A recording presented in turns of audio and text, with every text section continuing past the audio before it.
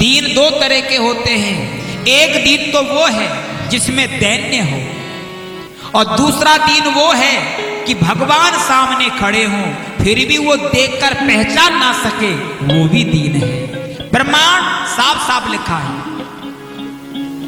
मुकुर मलिन अरुणयन बिहीना, राम रूप देखई जिमुदीना। ये भी तो राम जी को पहचान ना सके, तो भगवान ने दीन जानते ही निज पद दीना। भगवान ने दीन जानकर अपना पद दे दिया। विश्वामित्र जी ने अपनी संपूर्ण विद्या भगवान को समर्पित की। बुद्धि का बल, शस्त्र का बल, राम जी को सब समर्पित कर दिया। भगवान ने कहा गुरुदेव प्राति कहा मुनि सन रघुराय, निर्भय यज्ञ करऊं तुम जाय। राम जी बोले गुरुदेव अब आप निर्भय होकर के यज्ञ करो, हम आपके यज्ञ की रक्षा करेंगे। विश्वामित्र मुनि यज्ञ करने लगे। मारीच और सुबाहु दो राक्षस यज्ञ में उपद्रव मचाने लगे। इनको तुलसीदास जी महाराज दुख और दोष के रूप में देखते हैं। सहस दोष दुख दास दुरासा। मारीच है दोष और सुबाहु है दुख, ये दोनों साथ रहते हैं। इसका अर्थ ये है जहां दुख होगा वहां दोष जरूर होगा। बिना दोष के दुख हो ही नहीं सकता। भले ही हमें हमारे दोष का होश ना हो, हम दुख का अनुभव करते हैं, पर दोष क्या है ये गुरुजन बताते हैं। तो भगवान ने सुबाहु को मार दिया, मारीच को अधमरा छोड़ दिया। इसका अर्थ क्या है? दुख तो मिट गया पर दोष बना रहा। मारीच को इतनी दूर फेंक दिया भगवान ने, 7 योजन का सागर पारा। दोष दिखाई ना पड़ना अलग बात है, पर दोष मिटना अलग बात है। दोष कितनी भी दूर चला जाए, दोनों आंखों से ओझल हो जाए, लेकिन दोष रहा तो दुख का कारण समय आने पर अवश्य बनेगा। और यही मारीच राम जी के दुख का कारण फिर बना। भगवान ने अग्नि बाण से सुबाहु को मारा। ज्ञान की अग्नि प्रज्वलित हो जाए तो दुख समाप्त हो जाए। बोलिए सच्चिदानंद भगवान की जय। भगवान ने अग्नि बाण से सुबाहु को मारा। ज्ञान की अग्नि प्रज्वलित हो जाए तो दुख समाप्त हो जाएगा, लेकिन दोष बना रहा। दुख और दोष भगवान ही मिटा सकते हैं और किसी के बस की बात नहीं। भगवान ने दुख को मार दिया और दोष दूर चला गया। इतनी देर में अनुज निशाचर कटुक संहारा। इतनी देर में लक्ष्मण जी ने राक्षसों के समूह को समाप्त कर दिया। विश्वामित्र जी बड़े प्रसन्न हुए। मार असुर दुज निर्भयकारी। ब्राह्मणों को निर्भय करने वाले श्री राम जी ने कहा गुरुदेव एक बात कहें क्या? आपका यज्ञ पूरा हो गया, अब हमें अगर वापस भेज दो। विश्वामित्र जी बोले अभी नहीं, अभी एक यज्ञ बाकी है, वो भी आपके ही द्वारा पूरा होगा। राम जी बोले कौन सा यज्ञ? गुरुदेव ने कहा धनुष यज्ञ सुनि रगी कुलेना था। धनुष यज्ञ सुनि रगी कुलेना था। से चले मुनि वर के साथ, से चले मुनि वर के साथ। आगे आगे विश्वामित्र जी, पीछे श्री राम और लक्ष्मण जी चल रहे हैं।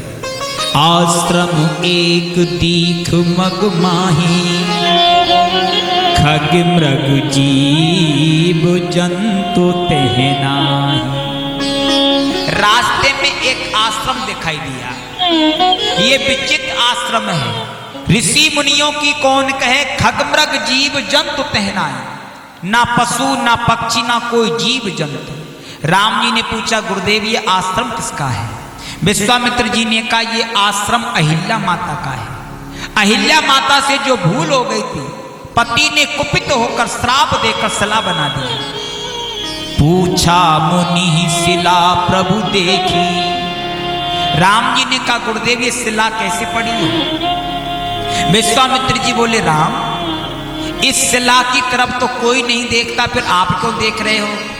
राम जी ने कहा गुरुदेव ये मेरा स्वभाव है, जिसकी ओर कोई नहीं देखता उसकी ओर मैं देखता हूं, जिसका कोई नहीं उसका मैं हूं। विश्वामित्र जी बोले मन में करुणा जग गई, उद्धार करना चाहते हो? राम जी बोले गुरुदेव नहीं नहीं, आपके सामने मैं उद्धार करूं? राम जी बोले गुरुजी मैं तो कर्ज चुकाना चाहता हूं। गुरुजी ने कहा राम आप पर भी किसी का कर्ज है? राम जी बोले हाँ। किसका कर्ज है? राम जी बोले भक्तों का कर्ज है। गुरुजी बोले भक्तों का कर्ज काय का है? राम जी बोले गुरुदेव मैं एक भक्त से लेता हूं दूसरे को देता हूं। भगवान से किसी ने कहा कि आपने द्रौपदी का चीर इतना बढ़ा दिया, इतना बढ़ा दिया, खत्म ही नहीं हुआ, आपके पास इतना चीर कहां से आया? भगवान बोले हमारे पास चीर थोड़ी था, फिर कहां से आया? भगवान बोले हमने गोपियों का चीर चुराया और द्रौपदी का चीर बढ़ाया। एक भक्त से लेते हैं दूसरे को देते हैं, हमारा भक्तों से लेना देना चलता रहता है। तो विश्वामित्र जी ने कहा भक्तों ने आपके लिए क्या दिया? श्री कृष्ण की उंगली कटने पर रक्त बहा, शोक सत्य बहामा कियो, रुक्मणी रोई धाय, और बहानन को पट खोजती पटरानी अकुलाए। तब लग देवी द्रौपदी ने देखे यदुवीर, और उंगली बहानन को तुरंत चीरो अपनो चीर। रानियां तो वस्त्र ढूंढती रही, तब तक द्रौपदी ने अपनी साड़ी फाड़कर श्री कृष्ण की उंगली में लपेट दिया। श्री कृष्ण ने कहा बहन इतनी कीमती साड़ी क्यों फाड़ दी? द्रौपदी बोली कन्हैया प्यारे घनश्याम यदि काम आमे आपके, प्यारे घनश्याम यदि काम आमे आपके, काट दूं नसों को ये तो रेशम के धागे हैं। प्यारे घनश्याम यदि काम आमे आपके, काट दूं नसों को ये तो रेशम के धागे हैं। और ये धागे भी साधारण, इनका कौन मोल करे? ना दुल्हन के जोड़े हैं ना दूल्हा के बागे हैं। भगवान कृष्ण बोले फिर भी बहन इतनी कीमती साड़ी क्यों फाड़ दी? द्रौपदी बोली कन्हैया सुनो, चीर छोड़ अधीर हो धागे, चीर छोड़कर अधीर हो, धागे ही स्वयं चीर छोड़ भागे हैं। मैंने नहीं फाड़ा, और वे धागे भी अभागे हैं जो बढ़े नहीं आगे, भाग उन्हीं के जागे हैं जो उंगली पे लागे हैं। भगवान श्री कृष्ण बोले बहन सुनो, याद रहेगा ये दिन, जीवन में ना भुलाऊंगा, और समय पर देखना द्रौपदी काम तुम्हारे आऊंगा। तो राम जी ने कहा गुरुदेव द्रौपदी ने मेरी कटी उंगली में चीर लपेट दिया, तो मैंने समय आने पर द्रौपदी का चीर बढ़ा दिया। तो भक्तों से लेना देना हमारा चलता रहता है। तो गुरुजी बोले यहाँ किस भक्त का कर्ज चुका रहे हो? राम जी बोले एक भक्त हुए प्रहलाद, उनके पिता हिरण्यकश्यप ने कहा प्रहलाद से कि भगवान कहाँ? प्रहलाद ने कहा सब जगह। हिरण्यकश्यप ने कहा खम्मे में है? प्रहलाद जी ने कहा हाँ। हाँ सुन के नर के हरि जागे। तुलसीदास जी कहते हैं प्रहलाद जी के लिए भगवान खम्भ में से प्रकट हो गए। तो राम जी कहते हैं गुरुदेव एक भक्त ने मुझे पत्थर के खम्भ में से प्रकट कर दिया, और मैं कैसा भगवान हूं जो पत्थर की शिला से एक नारी प्रकट नहीं कर सकता।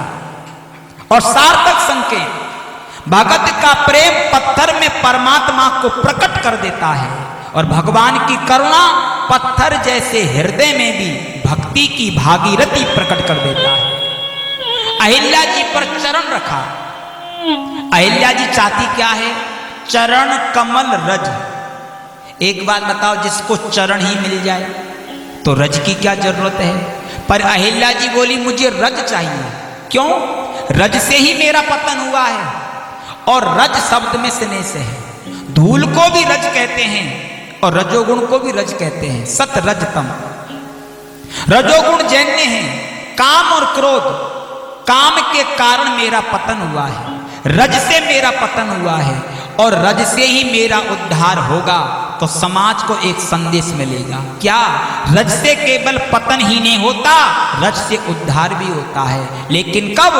रज यदि काम से जुड़ जाए तो व्यक्ति का पतन करा देती है, और वही रज राम जी से जुड़ जाए तो व्यक्ति का उद्धार करा देती है। रही धूल जिसकी आंखों में गिर जाए, खुली आंख बंद हो जाती है, लेकिन वही धूल गुरुदेव के चरणों से जुड़ जाए तो बंद आंख को खोल देती है। गुरुपद रज मृदु मंजुल अंजन, चरण कमल रज चाहती कृपा करहूं रघुवीर। और यहाँ ऐसी कृपा हुई अहिल्या जी पर जो किसी पर नहीं हुई, क्योंकि भगवान तो कृपा की मूर्ति है। सभी अंगों से कृपा बरसने लगी। पूछा मुनि, ये वाणी की कृपा